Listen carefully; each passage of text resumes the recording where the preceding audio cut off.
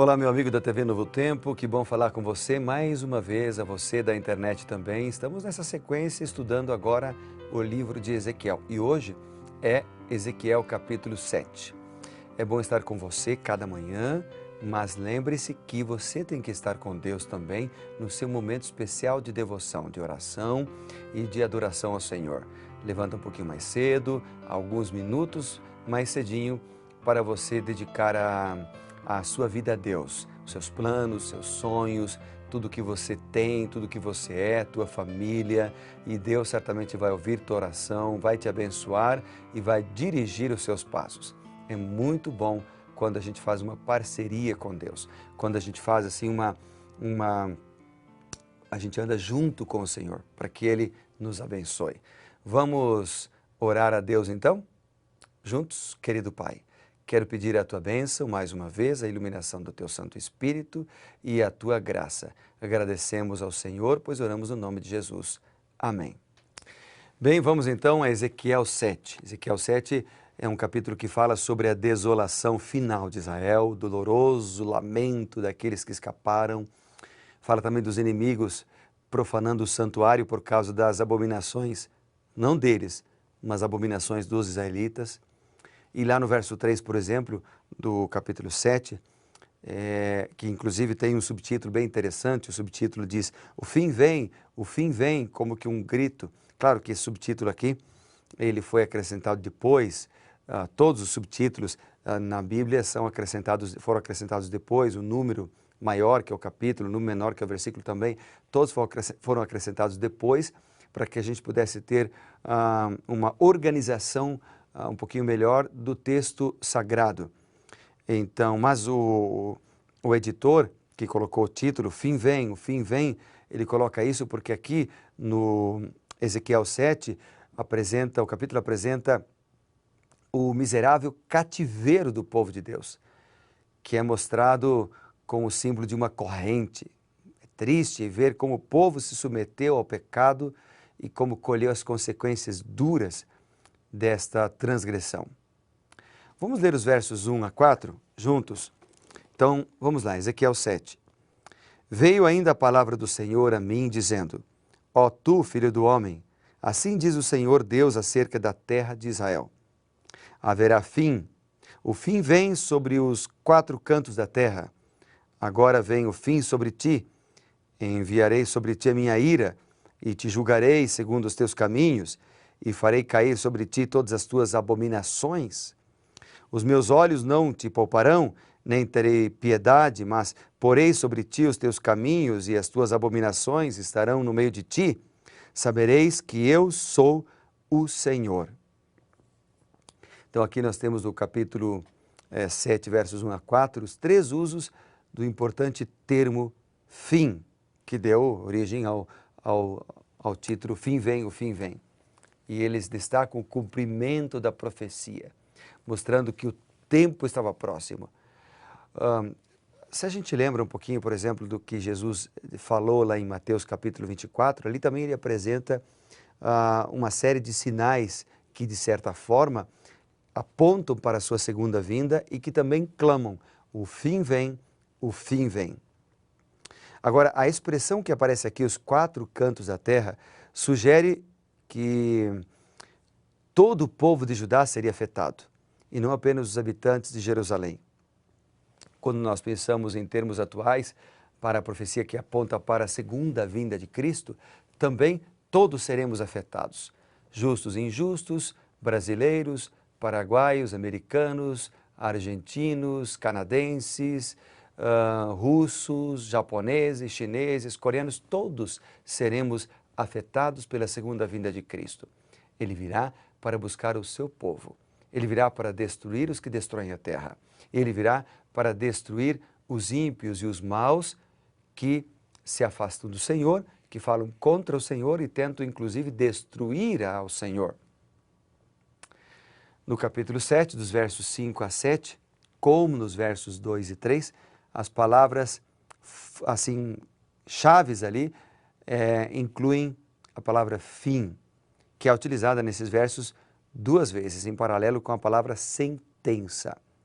Aqui, há um destaque ainda maior para um termo que aparece aqui, que é o termo mal, que também é utilizado 2 vezes. O desastre iminente seria maior do que qualquer outro já visto. Esse é o que o capítulo quer apresentar. A palavra sentença que aparece aqui, a partir do verso 7, vem a tua sentença, né? Vem o tempo, é chegado o dia da turbação. Então, essa palavra é um termo bastante incomum e talvez a melhor tradução pudesse ser luto no contexto aqui.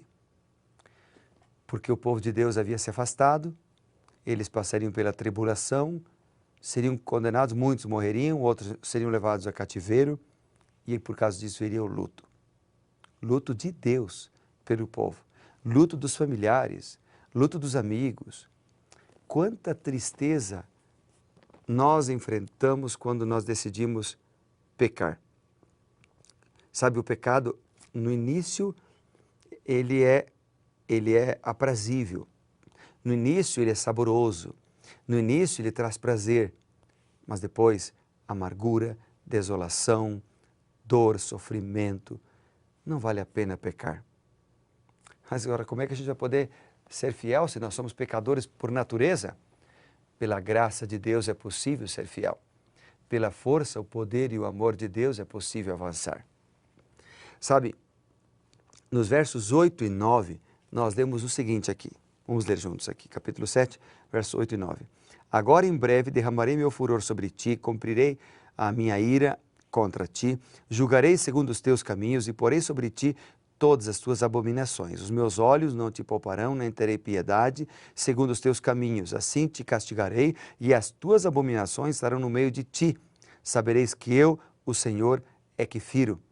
Claro, amigo, se Deus não estará no meio de nós, se nós não aceitamos Ele no meio de nós, as abominações, os pecados e as consequências estarão. Deus declara o seu propósito aqui ao disciplinar Israel.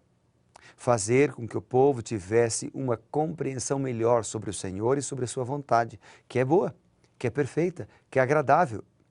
Depois dos versos 10 a 12, aparece ali o florescimento da vara e da soberba, que indicam que o Senhor havia chegado. O tempo do julgamento do Senhor havia chegado. Essas palavras descrevem um indivíduo marcado pela arrogância e que receberia punição. Você sabe que, nesse caso, essas palavras que aparecem aqui no capítulo 10, elas ilustram o instrumento escolhido por Deus, por meio do qual ele disciplinaria Israel e Judá. Nabucodonosor, rei dos babilônios, foi o representante de Deus para combater a arrogância, para combater a maldade daquele povo. Interessante isso, porque Nabucodonosor era pagão, mas Deus aplicou o juízo através de um rei pagão. É que Deus tem muitas maneiras diferentes de falar conosco, muitas maneiras de apresentar a sua verdade e falar com a gente. Deus fala conosco através de uma pessoa, de um animal, de um programa de televisão, de uma música que você pode ouvir, né? De um noticiário na televisão. De repente você está ali e Deus fala uma palavra que te lembra de umas circunstâncias que você viveu e com isso Ele fala ao teu coração. Com isso, como diz a expressão popular, cai a ficha e você consegue detectar qual é a vontade de Deus para a tua vida. Deus pode te mostrar claramente num site na internet, numa mensagem de WhatsApp. Então, a tua e a minha oração hoje poderia ser: Senhor, mostra-nos o caminho a seguir. Senhor, mostra-nos qual é a decisão que devemos tomar. Senhor, mostra-nos que escolha devemos fazer. E aí, se pedirmos, Deus cuidará de nós, nos mostrará e seguramente nós faremos a escolha correta. Depois, nos versos 12 e 13 aparece a expressão: o que compra não se alegre. É que aqui no verso 12 e 13 diz assim: vem o tempo e é chegado o dia, o que compra não se alegre, o que vende não se entristeça, porque a ira ardente está sobre a multidão deles. O julgamento era tão certo e seus efeitos tão duradouros e devastadores que o ato de comprar e vender seria concluído de maneira inapropriada ou talvez nem aconteceria. A frase que aparece na sequência, nos versos 14 e 15, onde diz, não há quem vá pelejar, enfatiza que a nação estaria muito debilitada. A indefesa, debilitada, indefesa e contra o ataque inimigo, pela morte da população e pelas doenças causadas pelos combates e pela fome. Se a gente vai um pouquinho mais para frente, no capítulo 7, verso 20 e 22, esses versos descrevem o julgamento que viria sobre o povo de Deus por ter retirado os tesouros do templo para fazer imagens pagãs. A frase, a glória do seu ornamento, ele a pôs em magnificência, que aparece aqui, fala da exaltação de Jerusalém como a cidade escolhida por Deus para habitar com a sua glória. Bom, o que o texto está apresentando, portanto, meus amigos, e que me chamou a atenção, é a certeza do julgamento de Deus, a certeza do fim, a certeza de que o Espírito de Deus nos conduz para a salvação se nós permitirmos. No verso, a certeza de que Deus cuida da gente, a certeza de que o mal não durará para sempre, a certeza de que um dia os ímpios serão condenados pelas suas ações, os maus serão destruídos pelas suas escolhas errôneas que fizeram e pela influência maléfica que exerceram para com outras pessoas. O juízo que Ezequiel profetizou não era eterno. No meio do seu juízo, eles tiveram a oportunidade de se arrepender e voltar para o único e verdadeiro Deus. Como juiz divino, continuaria válido naqueles dias, ele também continua para os nossos dias hoje. Pela graça de Deus, nós temos a oportunidade de nos convertermos em nossos ídolos e nos voltar para Deus. A pergunta é, você vai fazer isso? Ou você quer fazer isso? Que bom que sim. Deus então te ajudará. Vamos orar? Querido Pai, obrigado pela oportunidade de te adorar, te buscar e nesta hora dá-nos a certeza da salvação em Cristo Jesus, nosso Senhor e Salvador. Obrigado por tudo, dá-nos a tua sabedoria, pois oramos em teu nome. Amém.